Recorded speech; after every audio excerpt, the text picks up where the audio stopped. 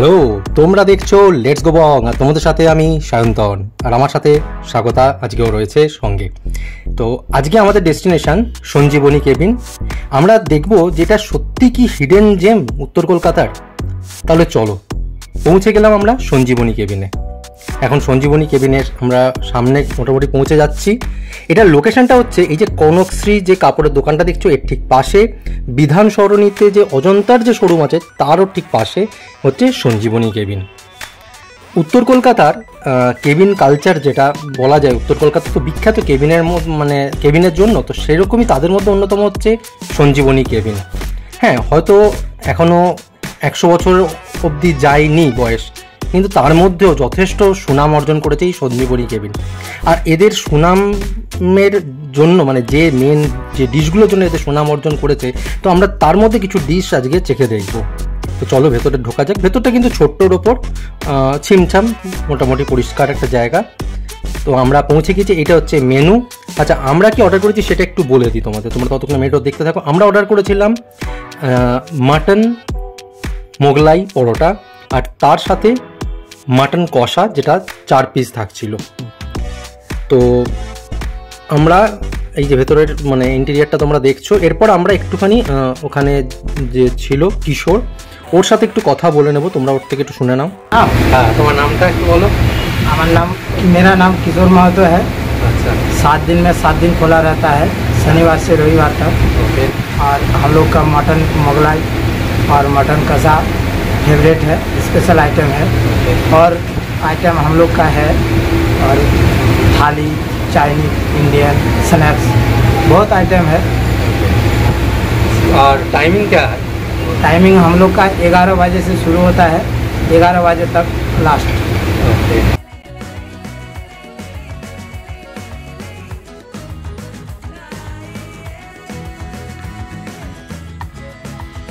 আচ্ছা, আমরা একটু খাবারের জন্য অপেক্ষা করছিলাম, একটু বসতে হয়েছে, মোটামুটি মিনিট 15 মতন বসতে হয়েছে, একটু ওয়েট করতে হয়েছে ওখানে। তো তারপর তো খাবার এসে গেল, এই তোমরা দেখতে পাচ্ছ খাবার এসে গেছে।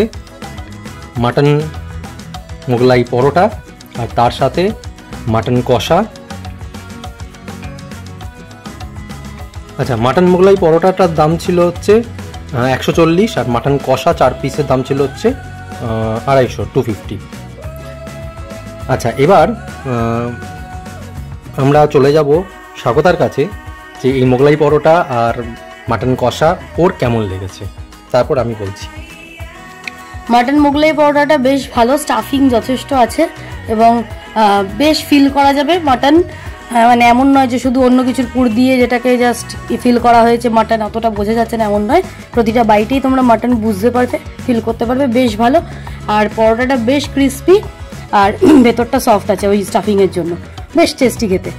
আর এদিকে মাটন কষা আমাদের 4 পিস যেটা দিয়েছিল সেটাতে একদম সলিড পিস, কোনো হাড় নেই, বেশ বোনলেস, খেতেও বেশ টেস্টি এবং সেদ্ধটা খুব সুন্দর হয়েছে।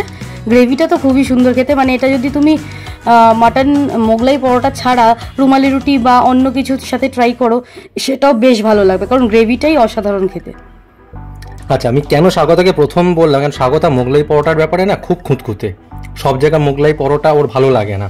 তো সেই জন্য ওরকে আমি প্রথমে বলতে দিলাম, সত্যি বলতে মোগলাই পরোটাটার দারুণ ছিল মাটন মোগলাই পরোটা, আর তার সাথে মাটন কষার গ্রেভিটা। তোমরা যদি এই পরোটা দিয়ে, ধরো আলুর যে তরকারি ছিল আর পেঁয়াজ আর শসা দিয়েছে, শুধু গ্রেভিটা দিয়েও তোমরা যদি মোগলাই পরোটা খাও না, দারুণ, জাস্ট দারুণ। তো আমাদের সত্যি দারুণ লেগেছে এবং আমরা আশা রাখবো আগামী দিনে আমরা আবার যাব সঞ্জীবনী কেবিনে খেতে। আর তোমরা যদি সঞ্জীবনী কেবিনে খেয়ে থাকো, তোমাদের কেমন লেগেছে তোমরা অবশ্যই কমেন্ট করে জানিও। এখনকার মতন এই পর্যন্তই ভিডিও, জানি ভিডিওটা একটু ছোট্ট হলো, চেষ্টা করব পরের ভিডিও আর একটু বড় আনার। তো তার জন্য লাইক, শেয়ার, সাবস্ক্রাইব করে সঙ্গে থাকতে হবে। খুব শীঘ্রই দেখা হচ্ছে নতুন একটা ভিডিও নিয়ে তোমাদের সাথে। Stay with us and thank you so much এতটা সময় দিয়ে ভিডিওটা দেখার জন্য।